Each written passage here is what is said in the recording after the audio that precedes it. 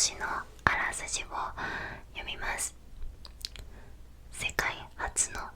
脳移植を施され一命を取り留めた青年成瀬純一。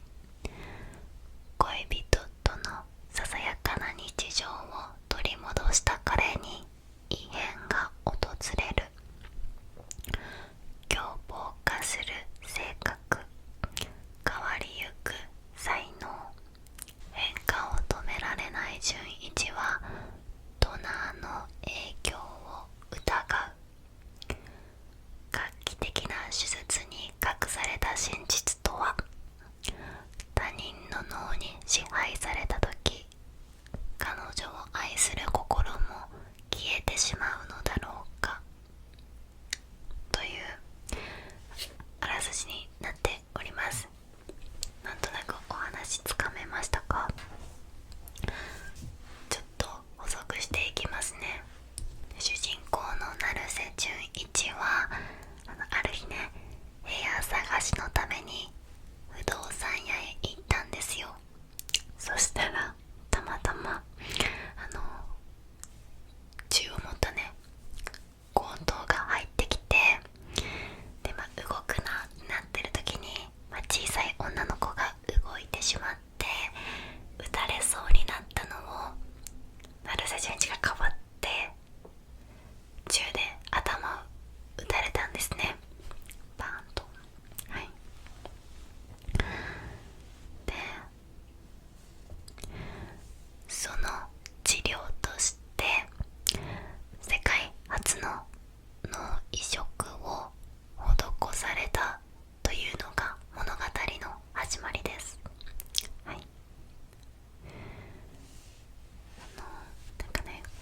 この本の帯に今の僕は以前の僕ではない、一体誰なのだ、心を動かすのは脳か愛か、人間の根源を問いかける傑作とあるように、脳移植をされたことって日々ね、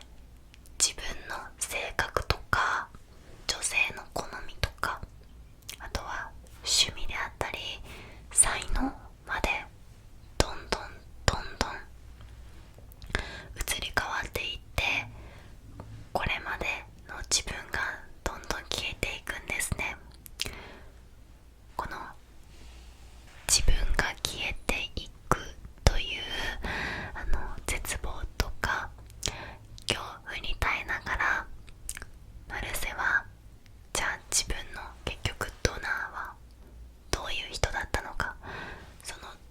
ドナーの性格とか才能と今自分が変わりゆく性格とか、才能が一致したら、なるほど、脳移植は人を変えるんだなっていうのがわかるじゃないですか。だからドナーを探してしまうんですね。そしてもう成瀬は衝撃の事実を知ってしまいます。はい。果たしてその真実とは何なのかということ、あとまるで別人のようになっていく自分に対して成瀬は生と死どちらを選ぶのかっていうのがこの本の見どころかなと思います。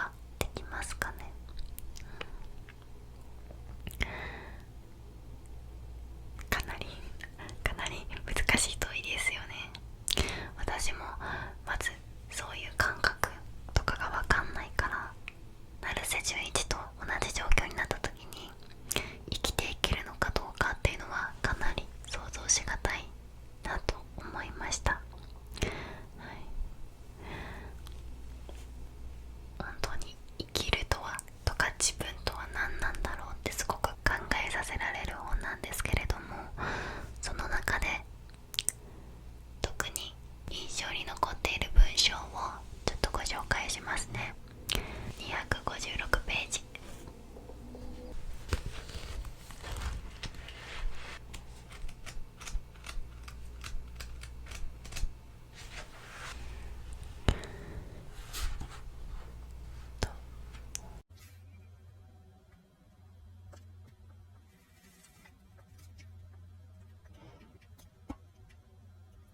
成瀬の言葉、移りゆくね、自分がどんどん消えていく日々の中で生きるとは何なのかというのを言った成瀬の言葉です。生きているというのは単に呼吸をしているとか心臓が動いているとかってことじゃない、脳波が出ているってことでもない、それは足跡を残すってことなんだ。後ろにある足跡を見て確かに自分がつけたものだとわかるのが生きているということなんだっていう文章がすごく印象に残っております。なんか例えばね、すごく大切な恋人とか家族とかがいるとするじゃないですか。で、その家族とか恋人との間にはこれまでね、いろんな思い出があったりとか一緒に乗り越えてきた壁があるからこそ、それをふと思い出してさらに愛おしくなったりとか、そういう積み重ねがあるからこその愛とか大切な思いとかがあるわけじゃないですか。でも脳移植をしたことで感覚が全く他人になってるわけですから、家族とか恋人を見ても何の今までの大切な感情も湧き上がってこない、過去の思い出にも何にも感じなくなるっていうのが、長い時間をかけて育ててきたものがことごとく無に帰すっていうことですね。本当に恐ろしいことですよね。これまで大切にしてきた思い出とか人に対しての愛とか思いとかがもう日々消えていく。これまで生きてきた意味ないなって思っちゃうんじゃないかなって思いました。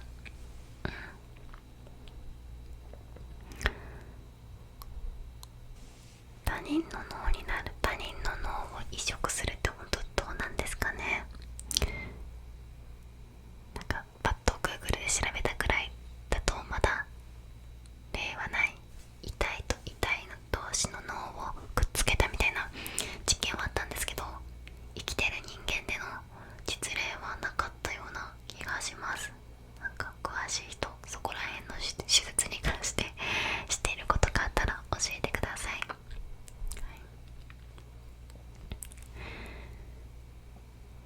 なんかちょっと重たい話ですね。ちょっと話変わるんですけど、ほんとちょっとガラッと変わりますけど、なんか一回だけあの人の脳を自分に入れてみたいな、一日だけその人になって一日だけその人の思考脳をた使えるとしたら誰を選びますか？どんな人を選んだりしますか？なんか例えばその東大生のなんか数学の能力を体験してみたいとか、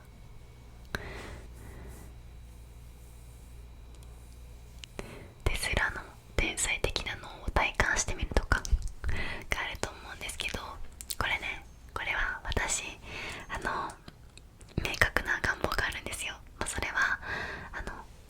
作詞作曲できる人の脳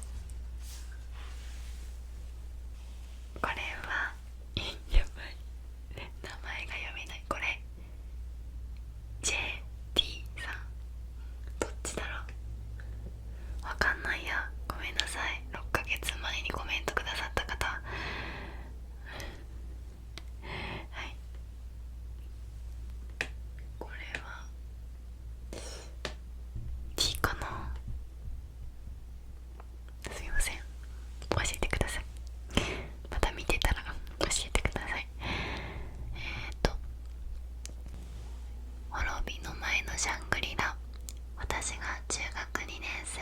人生どん底に落ちている時に出会った本です。出会って一度も後悔したことのない本です。考え方が180度変わり、そのおかげで人生も180度変わりました。読んでみて損は絶対ないです。ぜひ読んでみてください。ぜひ読んでほしいです。ということで、コメントありがとうございます。もうね、最後3行くらいで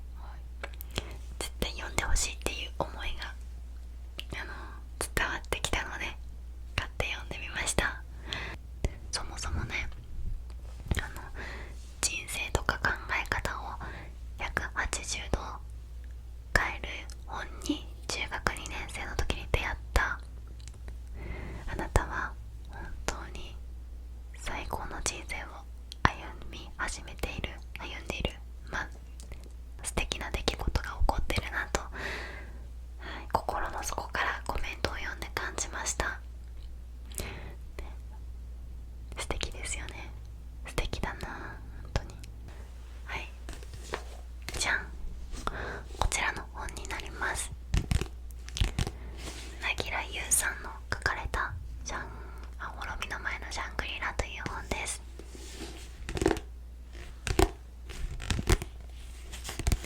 なんか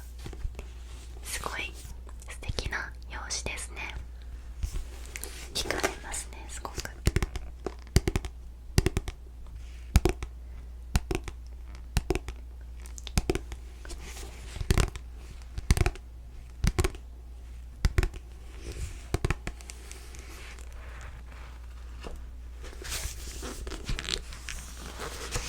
ょっと裏表紙のここ読みますね。明日死ねたら楽なのにと夢見ていた。なのに最後の最後になってもう少し生きてみてもよかったと思っている。1ヶ月後、小惑星が地球に衝突する。滅亡を前にした世界で人生をうまく生きられなかった人々が見つけた光は、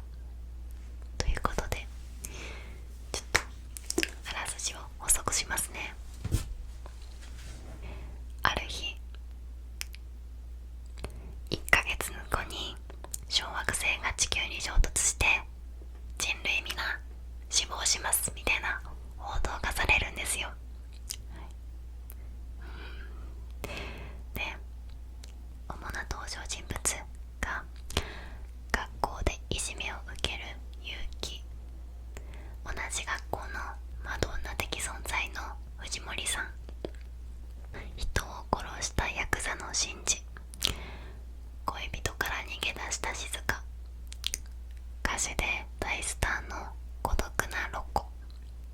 これらのね、主な登場人物の地球が滅亡するまでの1ヶ月間、つまり死の宣言を受けた彼らの1ヶ月間の人間模様とか思考過程を描いた物語になります。はい、なんかさ、隕石が落下して1ヶ月後に地球が滅亡っていう、なんか結構、ぶっ飛んだ設定なので、なんかこれを聞いて読むのをためらう人もいるかもしれませんけど、大丈夫です。大丈夫です。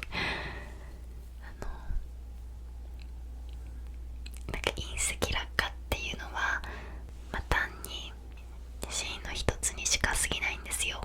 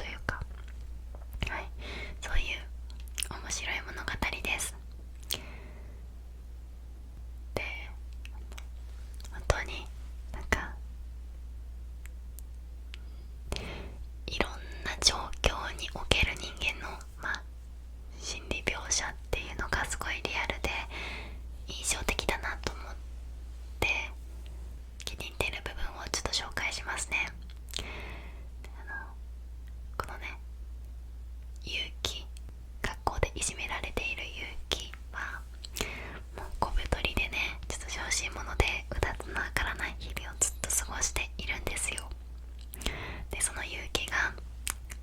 ラブラブなカップルを見た時の心理描写が39ページ。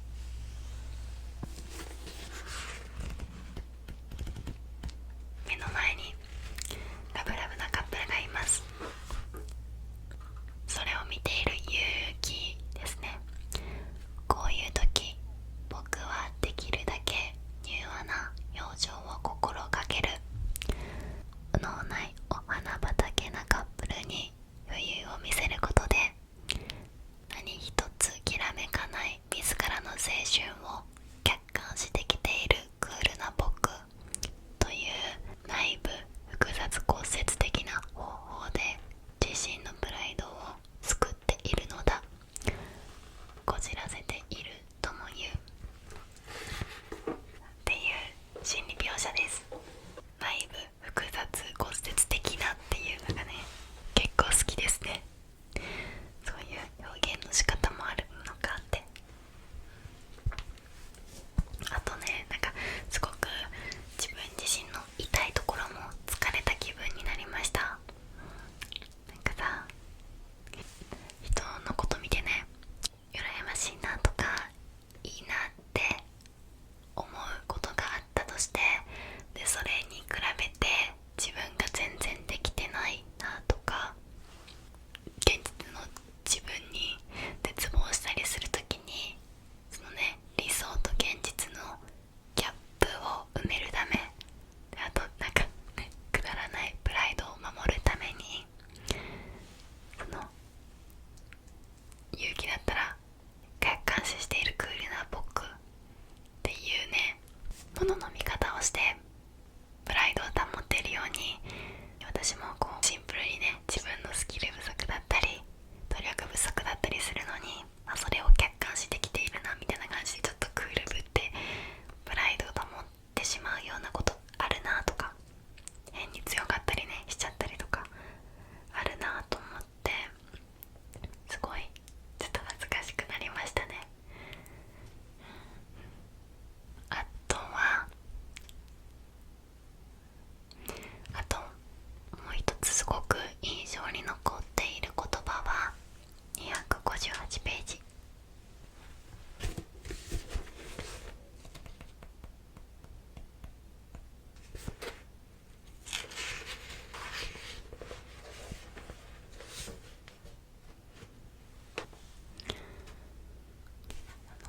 歌手になってね、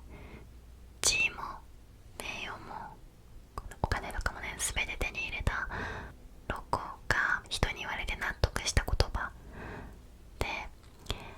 平凡な幸せ全てを悪魔に売り渡すつもりじゃないと大成功なんて無理なんだよっていう言葉ですね。今のね、普段の小さな幸せとかいつものね幸せをかみしめて、それでも次のステップへ進みたいとか、もっと大きいものをつかみたいと思った時は、その今のね、安定とか今の現状の幸せとか全てを捨てる覚悟が必要っていうところは、ある意味この世の定理みたいなもの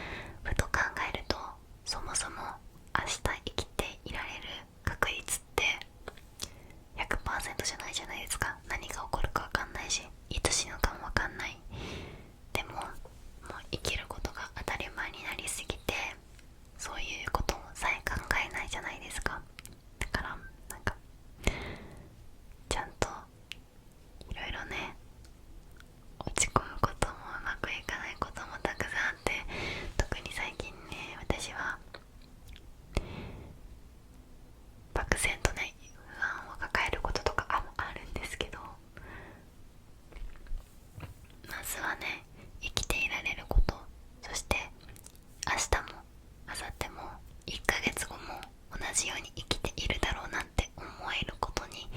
感謝しなきゃなって思いました。はい、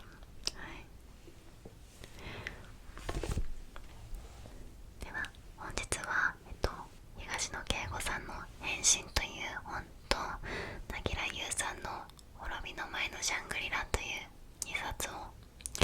ご紹介させていただきました。はい、とこれからもみんなのコメントで教えてもらった本を読んでいこうって思ってますので、ぜひぜひ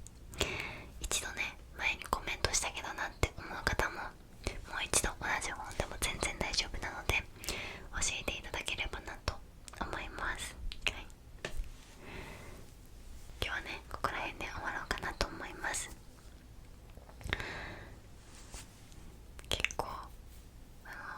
この本紹介のねコメント欄はみんなのそのおすすめの本だけじゃなくってその本に対する感想とか経験とかも書いてくださる方もたくさんいてすごく楽しみにしております。はい、また今日気になった方は読んでみてぜひ感想を教えてくれるとこういう読み方もできるんだなって分かりますので、ぜひ本好きの方は今日私が紹介した本を読んで感想を教えていただけると嬉しいです。はい、それでは本日も一日お疲れ様でした。また次の動画でお会いしましょう。おやすみなさーい。